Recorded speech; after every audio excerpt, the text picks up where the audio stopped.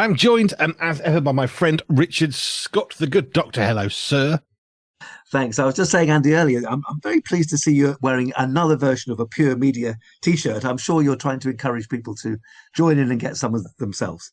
Well, I have got a blue one. My wife threatened me that I had to go to the wash. That's the Pure Men's Mag one, which we made in-house. First t-shirt we ever made in-house. So we've got a press. We got the graphic part was printed. We bought the t-shirt and we pressed it. And I wore it every day for about 7 or 8 days. And my wife said, okay, it doesn't stink, but you really need to be willing to wash it. So that's now gone sadly to the wash. So I'm in another one, which makes me very happy because it's Pure Media, the magazine, which is our other magazine. Excellent. Excellent. But I like my t-shirts. It makes me very happy. Now, we meet every week. This is our 71st chat. We were chatting about this a moment ago. Our 71st conversation on medical stuff, everything from things in the news, medicine, surgeries, milk. We've covered so much stuff in the last nearly 2.5 years. Well, we have. I've got one for you tonight. And then, funny enough, just reading the Times newspaper from yesterday. Oh, there's a good topic. So good. I'm going to use it in the magazine and reflect on it in the magazine. So that's, I guess, what I'm here to do is to sort of keep my eyes and ears open and then apply a medical mind to what does this really mean? And in particular, from a Christian point of view, what does this really mean? Because before we get into tonight's topic, I was thinking about some of the stuff that we've talked on, which might think, why are they talking about milk? And we looked at milk quite excessively for a whole session. We looked at breast milk and cow's milk and almond milk and anything with the word milk roughly around it. And it was genuinely fascinating because we touched on breastfeeding. That was part of what we did. But we touched on people with lactose intolerance and all sorts of stuff. And this is a thing. One little 4-letter word became a really, really interesting, very long conversation, which I liked a lot, about one simple white fluid. Well, thank you. And of course, as Christians, we know where it comes from. God has designed us this way. Thank goodness that mammals are so named because of producing milk and how wonderful it is for their kids. Poor old birds and reptiles and fish don't have that facility, but we do. Praise God. Well, not you and me, but yes, we. I know what you mean. As a species. Let's just be clear. Right, so I actually flagged this up with you last week because I was seeing some stuff in the news about smoking. In the last few days, we've seen, because in the UK, if you're not familiar with what's gone on, they're basically banning smoking with cigarettes, nicotine, and every year it goes 1 year more. So effectively, within 18 years or whatever it is going to be, nobody will be allowed to buy cigarettes because they won't be allowed to. And by the time they can start, they're not going to want to, I guess is the basic point. So that's been going on for some time. Good or bad, you may decide, hey, that's controlling. Where's the cotton wool? Make it go. However, we can understand a lot of that lung cancer, big problem. But the reason why I wanted to flag vaping up with you is because everyone's, switch to vaping. It's much better for you. And I remember thinking, I'm not sure that one is necessarily better than the other. And just because it might be less bad doesn't make it good. Which is why I said, right, can you go and research this? Because I don't smoke, never have. If I have severe asthma attacks. So it's never been a problem for me to want to smoke. Vaping, on the other hand, is much more of a problem for all my family. If we walk through a cloud of vape, my throat actually closes up immediately. So I have to hold my breath and try and do my best. It causes far more problems immediately and seriously for me than cigarettes ever did. I used to go to pubs when I was younger and people smoked, which is why I thought, okay, let's separate some of the stuff that's out there with some of the good and the bad and the confusion. And that's where you step in, which is why I said to you, is vaping really better than smoking? Is it less bad than smoking, or is it just not? What's the truth? Yeah, well, I'm very glad you did, because it's something that we're so familiar with. In fact, funny enough, I was walking through a housing estate local to me in Margate last week when something caught my eye, and there was a woman leaning over a balcony smoking a cigarette, and then she was dashing it out into a little container hanging off her balcony. And what got me was how rare that is, relatively speaking, nowadays, compared to how it was when we were kids. Except if you ever drive past, and this is probably true in other hospitals, QEQM, Queen Elizabeth Queen Mother Hospital in Margate, you will almost always see staff hanging outside the gates of the hospital, staff, not patients, smoking. So that's where you can tend to see cigarettes, which is certainly irony there. But you can barely walk anywhere these days without being exposed to vaping. And and this is not surprising because we know that figures show that 7 out of 10 smokers want to stop, and we equally know it's one of the best things you can possibly do for your health arguably the best. Smoking affects every single organ, including the heart. And a third of heart disease deaths are due to smoking or passive smoking. So when you were saying last week, well, how good or bad is vaping in relation to cigarettes? I knew something, but again, let's look it up. And that way I learn and hopefully other people do too. So what does the latest science say? And here's the three questions before I look at the science that struck me immediately. Number one, is vaping actually safe or simply safer than smoking? Number two, are there risks to non-smokers like yourself from passive vaping, inhalation? And three, is vaping better or more successful in quitting smoking than other nicotine-based products? Those are just three questions. In fact, we're going to look at a whole lot more in a second, but it got me thinking. So I went online to look at some of the science, and Johns Hopkins University, one of the top universities in the States, last year produced a very helpful guide to vaping. So I thought, well, that's pretty up to date. And here are some of the points that came up, and I'm sure you'll pick me up on some of these later on. But number one, as we might have suspected, vaping is safer than smoking, but it's absolutely not harmless. When you think about it, it's quite logical because vapes or e-cigarettes are produced by heating nicotine, which is extracted from tobacco. Then you add some flavorings and other chemicals to create an aerosol, which you then inhale. Now, let me ask you, I had no idea about this. In a normal cigarette, so normal tobacco cigarette, roughly how many different chemicals are there? What do you reckon? I thought, now this might be completely stupid, and you think, where on earth is he? But I remember we did this at school. The number in my head might be stupid, but I remembered 5,000. That's very close. It's 7,000. Oh, okay. That's normal cigarettes, many of which are toxic, including metals. And whilst the e-cigarettes contain less chemicals, it is not zero. And of course, we don't fully know the effect of every single chemical. So you've got nicotine that's heated, you've got flavorings, you've got other chemicals. We don't quite know how many, but they're not harmless. Number two, the dangers of vaping. In 2020, the US, so this is just before the pandemic, they examined deaths and lung injuries. They found more than 2,000 definite lung injuries. So that's not that many within a US population, but these are the statistics then, at least 2,000 lung injuries and 68 deaths attributed to vaping. Now, one of the big fears is, well, what about cancer?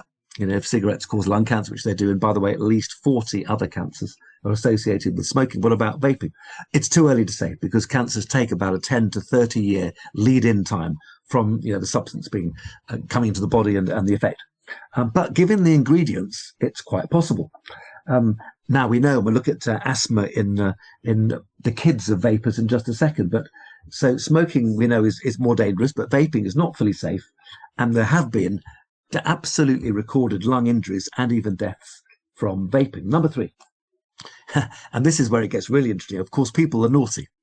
People will modify vapes from black market products, including THC, tetrahydrocannabinol, the active ingredient of cannabis. And if you do that, of course, if people smoke cannabis, strong cannabis that's available, it's really bad for the lungs, far worse than smoking.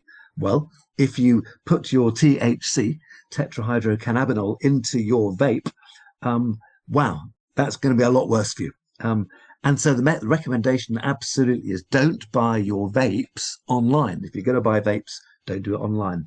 And don't modify them. And definitely no THC in your vapes. Number three. Number four. Of course, because vapes are extracted or rather developed from nicotine, which is addictive, as addictive in vapes as it is in cigarettes. So if you stop taking your vapes, you will get craving and withdrawal if you don't respond to the craving. You will find that the nicotine raises blood pressure, raises adrenaline, causes chronic lung disease and asthma, and especially dangerous in the presence of heart disease. So you've got the other chemicals, which may well be a danger. And of course, you've got the nicotine itself, which is dangerous, and it's addictive.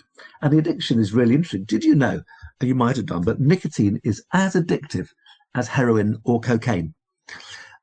I've known as a doctor that it's far harder to stop smoking than it is to stop drinking. And stopping drinking is hard enough. Stopping smoking is really hard. Well, there's the reason. It's as hard as heroin or cocaine. And it can be worse for vapes. Why? Because there's often more nicotine in some of these tobacco-based vapes. Not least, and this is again where people can be a bit naughty online, you can order extra strength cartridges, or, and this I certainly didn't know, you can increase the voltage in your vapes to get a greater hit.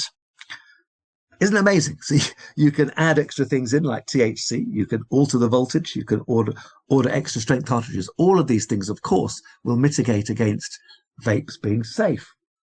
Well, next one. Does vaping lead to smoking? This is a big worry, that not only is vaping used to stop smoking, but does it lead to smoking in the young, the so-called gateway effect? And the answer is yes. In the US, at least 2 million youngsters have used vaping as their first nicotine-based product. So they're not using it to stop smoking, and the fear is it's a way in not only to smoking, but to other illicit drugs. And we might well be causing, this is the researcher who wrote this paper for Johns Hopkins, he said, we may well be causing the next smoking epidemic through kids getting addicted to e-cigarettes early in life. Wow. Okay, that may be alarmist, but he's making a point. 2 more points. Number 7, why is the new generation getting hooked on vapes? Well, the study has postulated 3 reasons. Number 1, kids think vaping is safer, and overall it is. It's also, interestingly, cheaper than cigarettes. And thirdly, they like the fact that it doesn't produce so much smoke, to, if you like, the sort of physical effect. So that's perhaps why people are getting stuck into vaping. It's a safe thing to do, except that we're showing that it's not a fully safe thing to do. Here's a really interesting thing.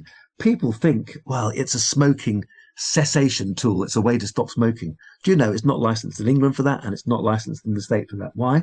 Because nicotine replacement therapy, NRT, in the form of all the things that doctors can prescribe, patches, gum, inhalation, lozenges, nasal sprays, you can buy them in your chemist and we can prescribe them. These NRTs are better and licensed to stop smoking. So there you go. And the other thing is that NRT doesn't contain the dangerous chemicals found in vapes. So there's quite a lot of science behind why vaping is not harmless. It's not such a good idea. Yes, it's better than smoking, let's be fair. But it's not the best way to stop smoking. And it may well lead to people starting smoking. So, there we go. Glad you asked me to look it up, and that's what the science says. And yeah, I mean, we don't need to, go into the fact that our body is a temple of the Holy Spirit. We know that, we can harm our bodies in many ways, from overeating to smoking to too much drinking, illicit drugs, etc. But let's just not think of, oh, it's okay to vape. I'm not doing these other things. It's okay to vape. Well, is it? Where do you begin? You asked for it. It was your question. No, I know that. The one that really strikes me the most terrifying is in America. Was it if I get this right, 2 million children started smoking as a result of starting to vape. Mm-hmm. That, I mean, I didn't know the statistics. I had heard that it's a way in, a gateway effect, but that's terrible, isn't it? It's terrible. It's one of those that leaves you a bit speechless and a little bit horrified. Yeah. And funny how that the companies that manufacture vapes, they won't be proclaiming this loud and clear, will they? No. It's a shame, but yeah. One of the things that genuinely terrifies me about vaping as a thing is especially the batteries and all that stuff, because when you enter an unlicensed thing, we're seeing with e-bikes, it's exactly the same technology, a bit more powerful and big, same technology. There's lots of fires happening because people modify them, increase the voltage. They buy cheap ones that are not made to any sort of high standard, and you have all these house fires that are going on all over the place, all over the time. Not making the news as much as they actually happen, by the way, but we can understand why.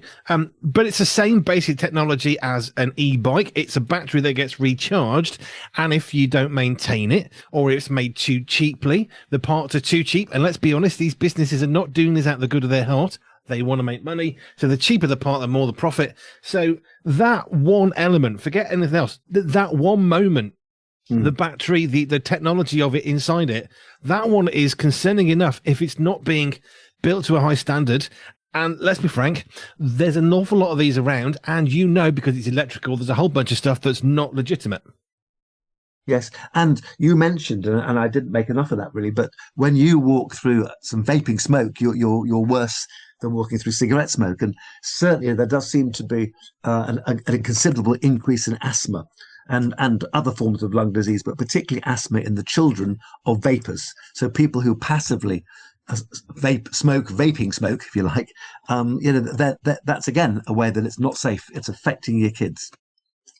There was, I don't know if you remember this going back a while, but the word safe is such a nondescript, dangerous word in the world, because there was a thing when they said, oh, cannabis, we're going to downgrade cannabis to a lower thing. So if you're not familiar with UK law, you've got kind of heroin, cocaine, and they put cannabis lower. So it's not as bad. Therefore, we're going to lower the penalty or the threshold of criminal responsibility and all that. And what happened? Oh, cannabis is legal now because they made it less illegal. Well, now it's legal. No, still illegal, just not as illegal as it was before. Hence, the word safe is such, without lots of qualification, the word safe is such a disingenuous, dangerous word. Absolutely. Yeah, no. you're beautifully adding to my little presentation, and I think that's actually very helpful when we chat these things through, because you don't know where it's going, I don't know where it's going, but something comes out of it that says, yes, let's just unpick this and unpack it a little bit more. But you came with three things why, particularly in the US, I think, which John Hopkins is a US hospital university, isn't it? And they were saying children take it up because it's safer, it's cheaper, and there's less smoke. I would say, as a driver, I can see the people who are vaping in the cars because the inside of their car is almost fog-like because of the amount of vape that comes out. All I can think is, you can actually see more than a cigarette. You can see what's coming out of your body. Do you not think that is a bad idea? Because that stuff was in you a moment ago. Yes. No, fair point. No, I haven't spotted that, but now you've mentioned it, I'm going to look for it. I see these things. Joe says, how do you keep seeing this stuff? I don't know. I spot it. But it was the cheaper thing. That was the one that, for all the stuff, that's the one that really alarms me, because it's like, being careful how I say this. It's a bit like when you think of people who try and get people hooked on drugs. They give you it for free. Try some drugs. And it's like, oh, that's great, that. Oh, here's just a little bit of money and a bit more. And that's how you get hooked. Somebody gets hooked then into becoming a drug dealer, because it's the only way of actually supplying their own habit is they have to deal drugs to get the money to get the drugs they want to have for themselves. And what terrifies me is this feels like, especially with the illegal side of this all, because there's a bunch of legal companies doing this, I'm sure, above board. But like anything else, was it recently? I think Amazon got caught out with all these safe products that weren't. Trading standards themselves got caught out buying products that were not actually licensed, because there's this whole area of illegitimate products, for want of a better phrase. And the cheaper bit is the one that terrifies me, because cigarettes, no one can argue cigarettes are good for you. they're not. But vapes are not good for you either. But because they are less dangerous, we think, well, they're better. But it's not. No, it's interesting, isn't it? I mean, one of the tactics the government has used is to increase the price of cigarettes, which are now really expensive compared to how cheap they were, when we were much younger. Perhaps that's what they need to do with vapes: put the price up, make it more of a deterrent. It won't stop everybody, but it'll have an effect. The addictive thing is the other one that really, I don't know, I genuinely got a chill when you said this. Am I correct in saying this?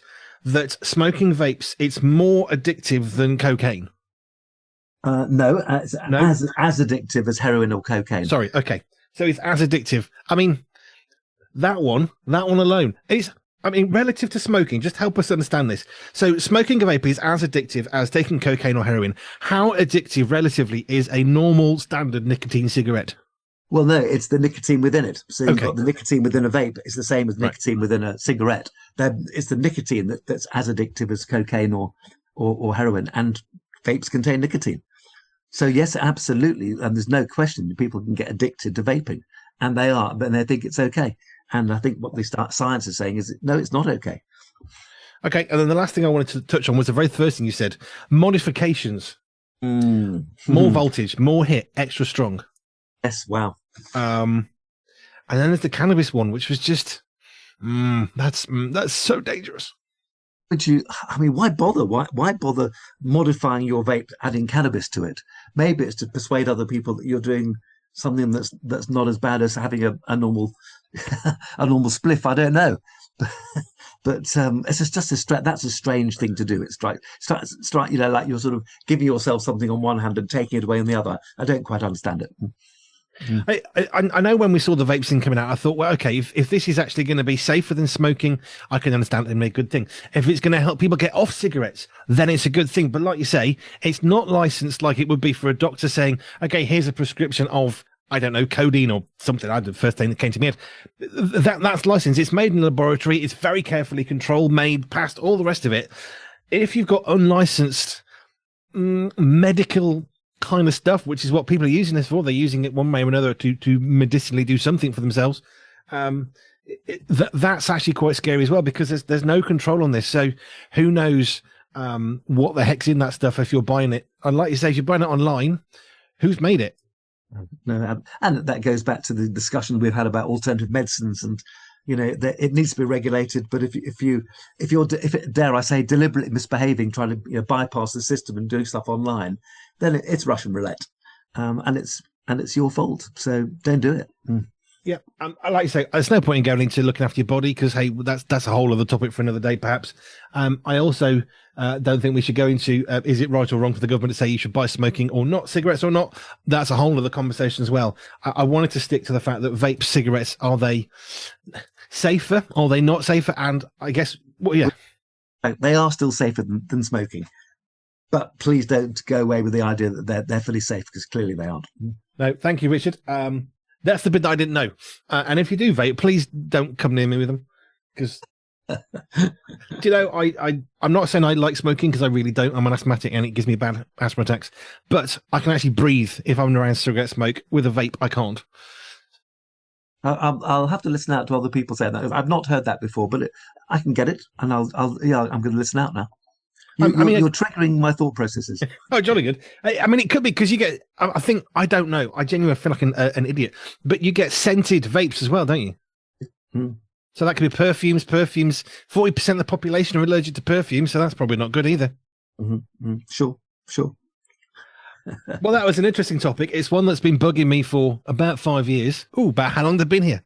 I suppose no yellow finger, that's good. You don't stink quite so much, that's good. But yes, less bad, but not safe. I think that's the takeaway message. Cool, Richard. Thank you. I do have a question before I forget, which came in earlier. Which I need to go here. Right, question for Dr. Scott.